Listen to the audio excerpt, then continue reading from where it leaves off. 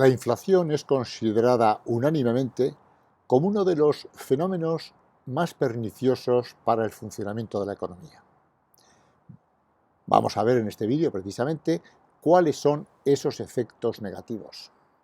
La inflación afecta a una gran variedad de aspectos de forma negativa, como el nivel de empleo, la asignación de los recursos, la distribución de la renta, el funcionamiento del sector público, a la rentabilidad de los proyectos de inversión, a la competitividad de la economía frente al resto del mundo, a la tendencia de los tipos de cambio, a la generación de expectativas favorables y un largo etcétera.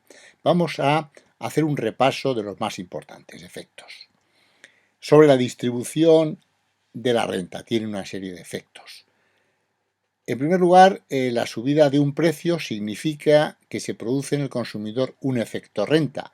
Es decir, si me suben el precio de un producto que yo consumo, es como si me hubieran bajado el sueldo. Por lo tanto, hay un efecto renta, claro. Va contra los perceptores de rentas fijas, como los poseedores de obligaciones, pensionistas, propietarios de vivienda alquilada que perciben un alquiler estipulado y, en general, contra todos aquellos que no pueden ajustar sus ingresos a la inflación. Va también contra los acreedores en términos monetarios y al mismo tiempo a favor de los deudores nominales. Si una persona tiene que devolver un crédito en un plazo más lejano y existe inflación, lo que va a devolver tiene un valor real más bajo, lógicamente. Otro efecto es sobre la estructura recaudatoria del Estado, que ha habido diferentes investigaciones al respecto. Hay que tener en cuenta que, dada la progresividad de los impuestos directos, se puede recaudar más sin modificar las escalas del gravamen, puesto que la inflación hace subir los salarios nominales, obligando a los contribuyentes a tributar a un tipo más alto sin que encima los políticos sufran desgaste alguno por haber subido los impuestos. Es decir, pueden alardear, como se ha hecho en muchos países como el nuestro, de que no han subido los impuestos. Sin embargo, existía una situación fuertemente inflacionista y la gente iba percibiendo sus rentas nominales y alcanzando tipos progresivamente más altos de imposición. Otro efecto beneficioso para el Estado es el hecho de que la deuda pública es nominal, por lo que su devolución al vencimiento será menor en términos reales, claro. Y luego hay un efecto que solamente tiene relevancia en casos de una inflación muy elevada, que es el llamado efecto Olivera-Tanzi en casos de elevada inflación. Se refiere a que la inflación hace disminuir la recaudación efectiva de los impuestos debido al desfase temporal entre el momento del gasto público y el cobro de los impuestos. Es decir, el Estado gasta en un momento determinado, realiza el gasto público, sin embargo el impuesto lo va a cobrar en el ejercicio siguiente, por lo tanto va a cobrar algo que queda devaluado por la inflación. Esto juega en contra del Estado en este caso, claro. Otro efecto de la inflación es el efecto sobre la actividad económica.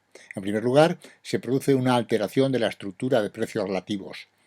En épocas inflacionistas no todos los precios suben a la vez ni suben a la misma cuantía, sino que se altera la estructura de la relación de precios de unos con otros.